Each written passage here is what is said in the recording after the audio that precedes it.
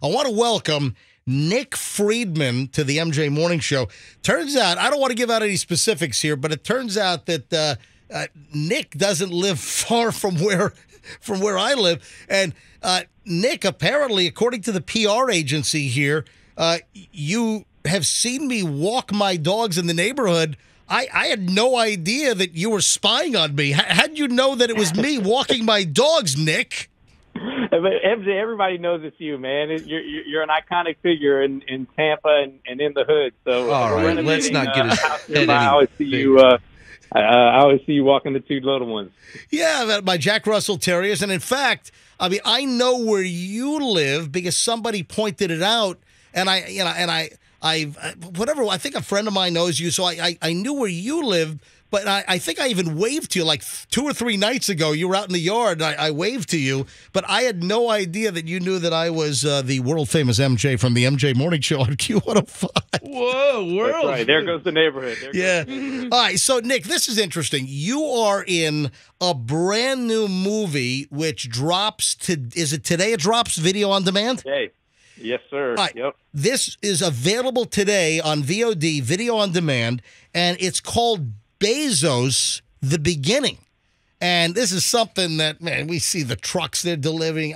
I see like 19 Amazon trucks in my neighborhood every day. And, of course, Bezos turned Amazon from a garage-born bookseller to the juggernaut. I mean, this massive, $1 trillion plus valuation company in a couple of decades, started back in the early 90s. So, Nick, you're in this movie, Bezos, The Beginning. And Nick, by the way, is an entrepreneur. You've been on Shark Tank. You've been on a number of things. And a lot of people might know you or know your company. You were one of the co-founders of College Hunks Hauling Junk. How do you go from hauling junk to being in a Jeff Bezos movie? Well, it's like we went from the junk moving to business to the movie business. I met a guy, Armando Gutierrez. He's actually one of the owners of the Tampa Yankees, and he makes these different movies. And he told me he bought the script to this Bezos biopic that was about the starting of Amazon. And the first thing, I couldn't believe that there had never been a movie made about Bezos in the beginning of Amazon. And the second thing, I said, hey, can I get involved? And he was like, well, do you want to produce it? Do you want to act in it? And I was like, well, how about both? I've done unscripted TV. Why don't I try a scripted movie? And I could obviously identify as an entrepreneur with the Bezos story. He's the most kind of iconic, or one of the most iconic success stories. And there's not a day that goes by that 3 or 4 packages aren't being delivered on my front desk, yep. Front stoop. So yeah, with that black and kind of teal blue Amazon tape across the front of it, right? It's exactly right. So, he's in the logistics business. I'm in the logistics business. There's a few zeros missing from our valuation versus Amazon. Right. But ultimately it was fun. And I kind of forgot sort of the origins of Amazon starting, like you said, in the garage. He was selling books online as he was having to deal with the competition from Barnes and Noble, which, by the way, the villain in the movie is played by Kevin Sorbo. Yeah. Kevin. This is great. So Michelle and I, we watched it. I had a screener that I was able to watch on Sunday. So we already watched this thing. And is that a true storyline? Was the Barnes and Noble guy that nasty and threatening toward Bezos in the beginning? As far as I know, everything in the movie is historically accurate. It's based on interviews. It's based on, biographical books. It was based on actually a book called Zero to Hero about Bezos and the starting and founding of Amazon. Yeah, because the big dude at Barnes and Noble, he was a total Rick to Bezos and just like nasty and blowing him off. And then ultimately, Nick, as you know, Amazon ate Barnes and Noble's, had them for lunch. Exactly. And you see that sort of unfold in the movie, right? Is Bezos kind of getting threatened by the guy and intimidated by the Barnes and Noble CEO. And then ultimately, the Barnes and Noble CEO tries to buy him out for $1 million and Bezos tells him to go fly a kite. Yeah, that's what I also wanted to know, that in the movie, the Barnes and Noble guy originally blows off Bezos and it's like, good luck, chump. You're not going anywhere. We're going to crush you. We're going to squash you like a bug. And then then it starts to catch on, and the Barnes & Noble guy says, yeah, maybe there is something here. So Barnes & Noble, dude, offered to buy Amazon early on for $1 million, and Bezos told him to fly a kite.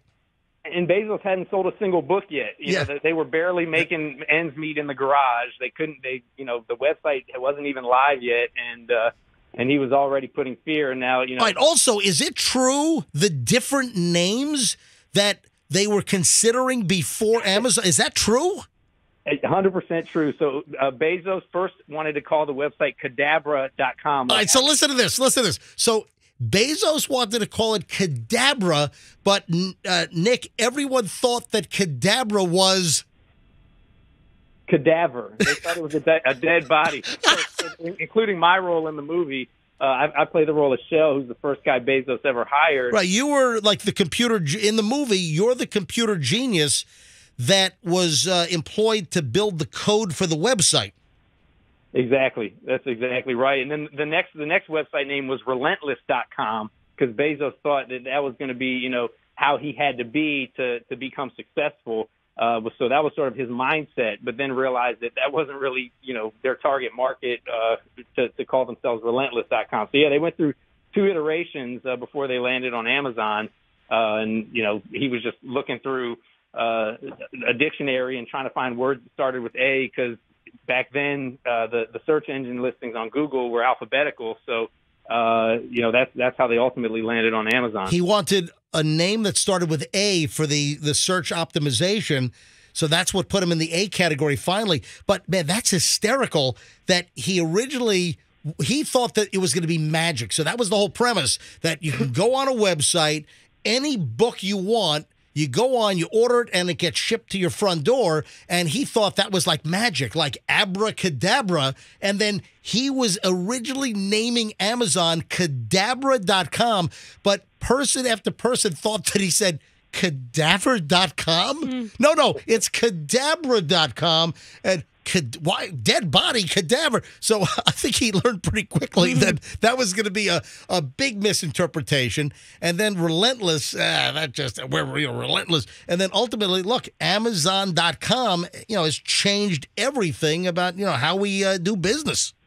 Yeah, and it's what's in a name, right? I mean, our company, College Hunks Hauling Junk, that was my business partner's mom called us that when we were in college hauling a beat up cargo van. And we were like, that's a catchy name, and we, put that on trucks and made it bright orange. Wait a minute. That was literally, you were hauling crap, and one of the moms said, you're like College Hunks Hauling Junk. That's where the name came from?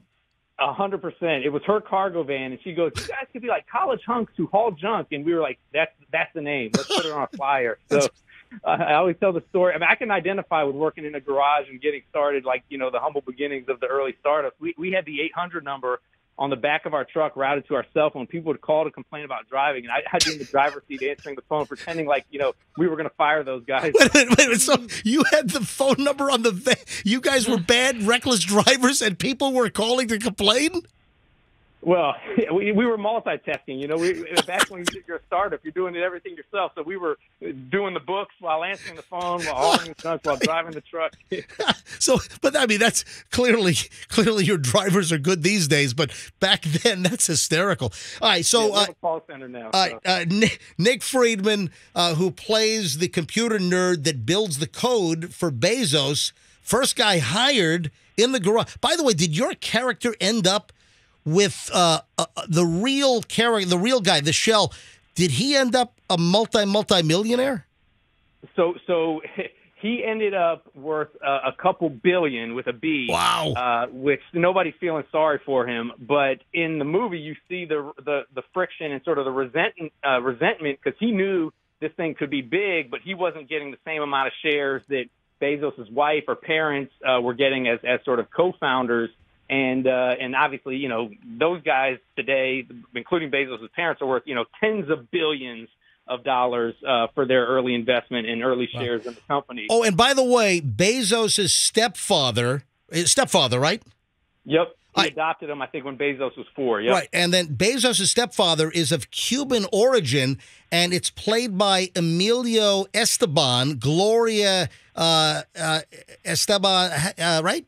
Estefan. So it's Emilio Estefan, and it's Gloria Estefan's husband plays Bezos' dad in the movie. Hey, Nick, before we go, tell everyone how can they see Bezos the Beginning? Yep. Well, it comes out today, and of course, it's on Amazon Prime. We wouldn't miss that, but it's also on Apple TV, Google Play Video, pretty much any of the video on demand streaming platforms. You'll be able to find it, and it's an inspirational and I think also kind of informative story because we forget about those early days of Bezos and Amazon, and we rely on it so much in today. So appreciate you helping talk about it. All right, Nick, I'll see you in the hood walking the dogs. Absolutely. I'll say hi this time. All right, see you later, man. All right, man. Appreciate it. Take Bye-bye. care. Happy birthday. Okay. Oh, that's so nice. Thank you, buddy. Have a good one. Yeah, bye-bye. All right.